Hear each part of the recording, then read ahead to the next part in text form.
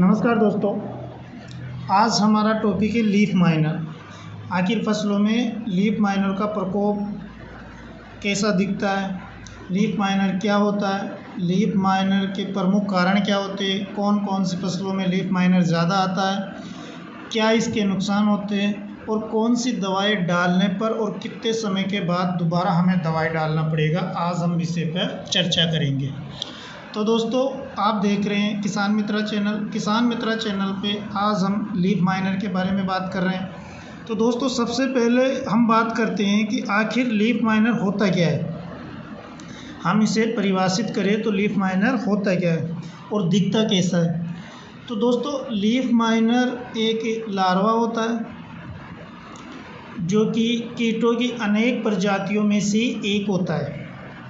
दोस्तों, अगर हम बात करें कि ये दिखता कैसे है, तो ये एक सामान्य लीफ माइनर वैक्स मक्खी जो अपनी घरेलू मक्खी होती है उसी की तरह दिखता है, लेकिन छोटी होती है। मतलब उन आकार में छोटी होती है। छोटी का मतलब लगभग 1/15 से 1/3 इंची लंबी होती है और पारदर्शी पंखों वाली और काले भूरे और या पीले रंग की होती है। दोस्तों,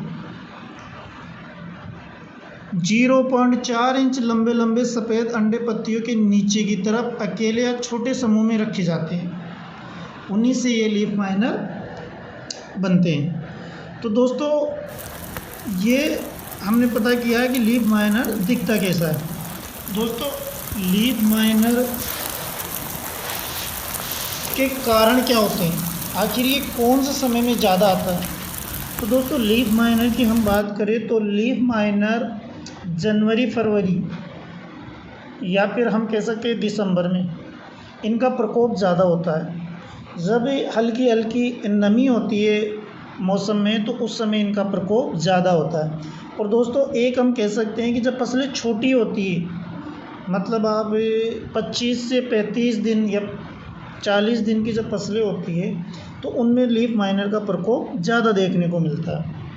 अब हम बात करें कि कौन कौन सी फसलों में ये लीफ माइनर ज़्यादा होता है। तो दोस्तों, खीरे में, बेल वाली फसलों में जो खीरा होता है उनमें आप इसका प्रकोप ज़्यादा देख सकते हो। दूसरा, जो चप्पल टिंडा आता है उसमें आप इसका प्रकोप देखते हो और बहुत ज़्यादा देखते हो। एक अपना टमाटर में भी इनका लीफ माइनर ज़्यादा होता है। तरबूज की फसल में, खरबूजे की फसल में, ककड़ी में आपको लीफ माइनर ज़्यादा देखने को मिलेगा। दोस्तों, तीसरा अपन ले लेते हैं कि बेल वाली फसलों में, लौकी में भी आपको लीफ माइनर कहीं कहीं देखने को मिलेगा। तो दोस्तों, ये फसलें हुई जिनमें लीफ माइनर का प्रकोप ज़्यादा होता है। अब हम बात करते हैं कि लीफ माइनर के नुकसान क्या होते हैं। तो दोस्तों, लीफ माइनर क्या होता है कि ये पत्ते की जो परत होती है, ऊपर और नीचे की परत होती है, उनके बीच में होता है। ऊपर भी परत रहेगी, नीचे भी परत रहेगी, तो उसके बीच में चलता है और उनके बीच में पत्ते को खाता रहता है और पीछे अपना मलमूत्र काले रूप में त्याग करता रहता है, जिससे पत्ता बिल्कुल निर्जीव होने लगता है। जैसे इनका प्रकोप ज़्यादा होगा तो पत्ता बिल्कुल निर्जीव होता रहेगा। और एक पोजीशन यह है कि आपको पत्ते पे सांप के से लकीटे से आपको पूरे पत्ते पे दिखेंगे और पत्ता झुलस जाएगा। जब पत्ता झुलस जाएगा तो प्रकाश संश्लेषण की क्रिया कम हो जाएगी। प्रकाश संश्लेषण की क्रिया जब कम होगी तो पौधा खाना कम कर देगा और फल की साइज़ बढ़ाना कम कर देगा। पत्ता जब ख़त्म हो जाएगा तो फल पे सूरज की किरणें डलने लग जाएगी, जिससे फल ख़राब होने लग जाएगा। तो दोस्तों, ये एक हानिकारक कीट होता है जो फसलों को काफ़ी नुकसान पहुंचाता है। अब हम इसमें कौन सी दवाई डाल सकते हैं। तो दोस्तों, लीफ माइनर के लिए जो सबसे बेस्ट मैं कहूँगा आपको कि बायोस्टेड का जो स्टॉप आता है जिसमें अल्फ़ा मेथ्रीन 10% EC आता है, वो इसकी एक बेहतरीन दवाई है और इसको काफ़ी लंबे टाइम तक रोक के रखती है। मैं कह सकता हूँ कि आप 15, 20 या 20 से ऊपर भी दिन तक इसको कंट्रोल करती रहती है। तो स्टॉप दवाई इसके लिए बेस्ट दवाई है। लेकिन दोस्तों, जब हम बेल वाली फसलों में अगर लीफ माइनर आ जाए, जब स्टॉप डालते हैं तो उससे क्या होता है ना कि थोड़ी सी हार्डनेस आ जाती है, यानी पत्ते में स्ट्रेंथ आ जाता है, अकड़ आ जाती है, पत्ता मोटा हो जाता है, क्योंकि ये दवाई थोड़ा सा तेज़ टेक्निकल होता है, तो पत्ते में तनाव आ जाता है। तो दोस्तों हम अगर बेल वाली फसलों में लीफ माइनर की दवाई डालें तो आप फैंसी बायो का जो 303 आता है वो डाल सकते हो, या फिर एक दवाई जो अभी न्यू कंपनी रेमडियस ने लॉन्च की है 911, उसको आप डाल सकते हो। दोस्तों ये दवाएं गर्म नहीं है, मतलब आपकी जो बेल वाली फसल है उसमें पत्ते में तनाव पैदा नहीं करेगी। दूसरा कि इनसे आपके जो माइट होती है मकड़ी, उसको उसमें भी आपको रिलीफ मिल जाएगा, मतलब मकड़ी की भी अलग से आपको दवाई डालने की ज़रूरत नहीं रहेगी। तीसरा ये कि आपके एफिड एसिड और वाइट फ्लाई में भी ये काम करेगी, मतलब एफिड एसिड के लिए भी आपको अलग से दवाई डालने की ज़रूरत नहीं पड़ेगी। तो दोस्तों ये है इनके कार्य। तो बेस्ट रहेगा कि आप 911 या 303 दवाई का इस्तेमाल करें बेल वाली फसलों में। अगर टमाटर में आपकी लीफ माइनर ज़्यादा आ रहा है तो आप इन दवाओं की इस्तेमाल कर सकते हो, प्लस में स्टॉप भी इस्तेमाल कर सकते हो।